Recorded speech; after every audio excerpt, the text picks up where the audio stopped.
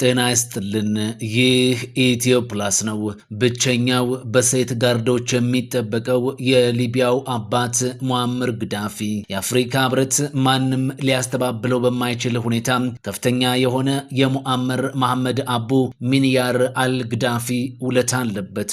ለበርካታ ዓመታት ዲካ ረጅሙ የግዳፊ የገንዘብ ቦርሳ በሰፊው ተከፍቶለት የኖረ ድርጅት ነው።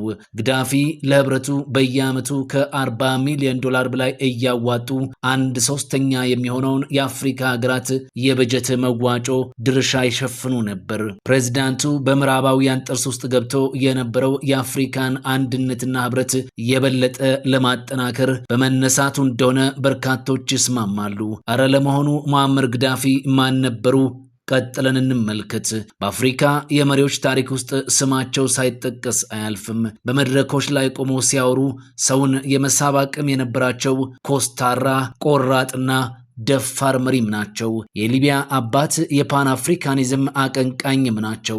ኮሎኔል ሙአመር አልግዳፊ ሰውየው ቀላል ሰው አልነበሩም። በተባበሩት መንግስታት ጠቅላላ ጉባኤ ይህ ህግ የማያከብር ድርጅት ለኔ ህግ አያስተምረኝም ብለው የመንግስታቱን ቻርተር ቀደው የጣሉ፣ የዓለም መሪዎችን ስለ ማርቲን ሉተር ኪንግ ግድያና ስለ ጆን ኤፍ ኬኔዲ ግድያ የተቀነባበረ እንደሆነ ያፋጠጡ፣ የጸጥታው ምክር ቤት ራሱ የአሸባሪዎች ስብስብ መሆኑን የተናገሩ ደፋር መሪ ነበሩ።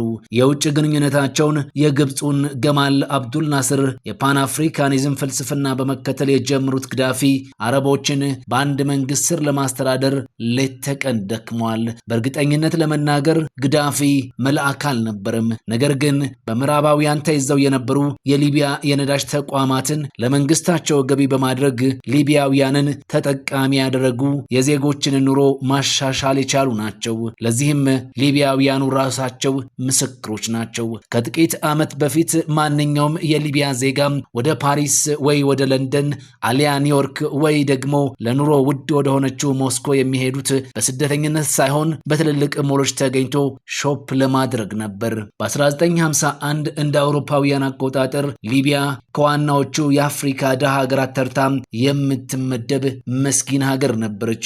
ይችን ሀገር አንድ ሙአመር ግዳፊ የተባለ ባለራዕይ መሪ ከስር መሰረቷ ለውጦ ታሪኳን ገለበጠው። ወደ ስልጣን እንደመጣም የጦር ሰፈራቸውን ነጥቆ ከሀገሩ ባባረራቸው በአሜሪካን፣ ፈረንሳይና እንግሊዝ የሚዘወሩት የምዕራባውያኑ ሚዲያዎች በሙአመር ግዳፊ ላይ በለጠፉለት የአምባገነንነት ስያሜ ዓለም የሚያውቀው ግዳፊ ድሃ ህዝቡን ከድህነት ማጥ ውስጥ ስቦ በቅንጦት ማኖር ቻለም። እናም በዚህ መሪ የአገዛዝ ዘመን ከእንግዲህ በሊቢያ ምድር እንኳን ሊሆኑ ሊታሰቡ የማይችሉ ነገሮች ለዜጋው ይደረጉ ነበር። ቀጥለን ከነዚህ ውስጥ ጥቂቶችን እንመልከት።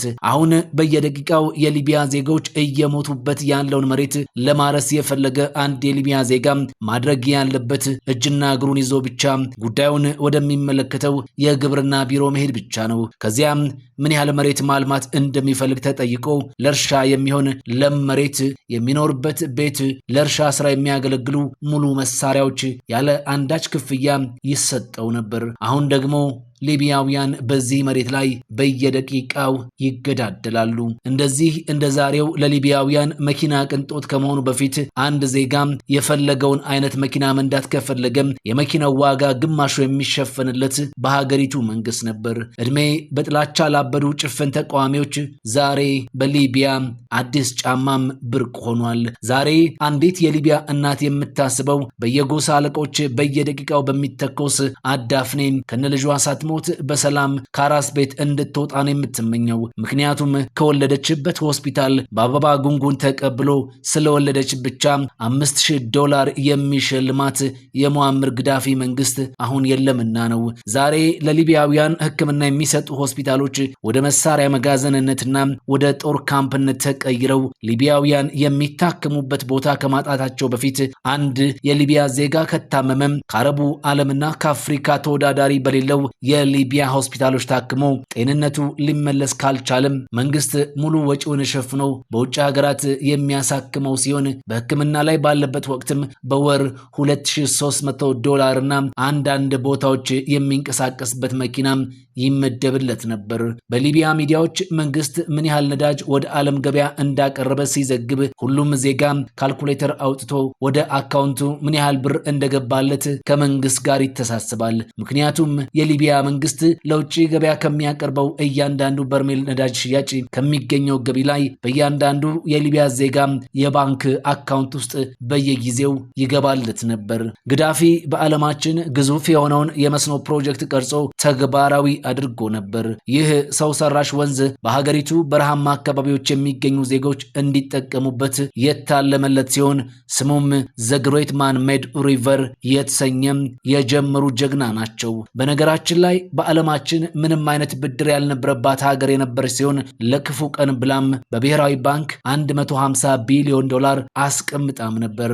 የግዳፊ አመጣጥ ለምዕራባውያን ያደረው በንጉስ እድሪስ በምትመራ ወቅት ሊቢያውያን በችጋር እየተቆሉ እድሪስን አምባገነን ያለው አልነበረም። የሊቢያን የነዳጅ ሀብትና ከዚህ ሀብቷ የምታገኘውን ገቢ የዜጎቿ ነው ያሉትን ግዳፊን ግን በተዘዋዋሪ ቅኝ አልገዛም አለና ዓለም በአንድ ቃል ብዙ አሉት፣ ተረባርበውም ጣሉት። ከሁሉም የሚገርመው አፍሪካውያን ያለበላይ ጠባቂ ታላቅ እንዲሆኑ ብዙ መድከማቸው ነው።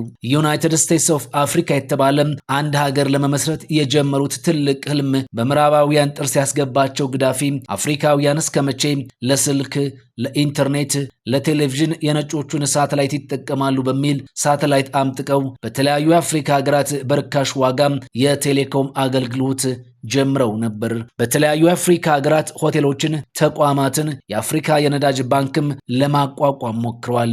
ማሊ፣ ቻድ እና ሱዳን ላይ በግብርናው ዘርፍ ያደረጉት እንዲሁም አፍሪካ እንደ አንድ ህዝብ አንድ የመገበያያ ገንዘብ እንዲኖራት የሞከሩ ነበሩ።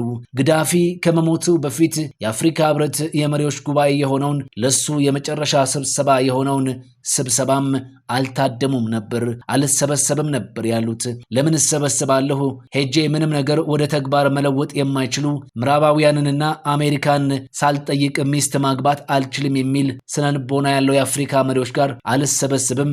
ስለ ምዕራባውያን ማንነት፣ ስለ አሜሪካ ማንኛውም ነገር ሲነገሩ የሚያማቸው መሪዎች ናቸው አፍሪካ ህብረት ላይ የሚሰበሰቡት። ስለዚህ አውቃቸዋለሁ። 32 ዓመት የጋራ ጥምር ጦር እንገንባ፣ ኒውክሌር በጋራ እናምርት፣ የጋራ መገበያ ገንዘብ እንፍጠር፣ የጋራ መግባቢያ ቋንቋ መርጠን እናድርግ፣ ምዕራባውያንን በዚህ እንታገላቸው ስላቸው እጃቸውን አገጫቸው ላይ አድርገው ከማየት ውጪ ልመናን እንደ ሙያ ወርሰው ከሚኖሩ መሪዎች ጋር አልሰበሰብም። ለሰላምታ ከሆነም የሁሉም አገር መሪዎች ስልክ አለኝ፣ ደውዬ ሰላምታዬን መጠየቅ እችላለሁ ነበር ያሉት።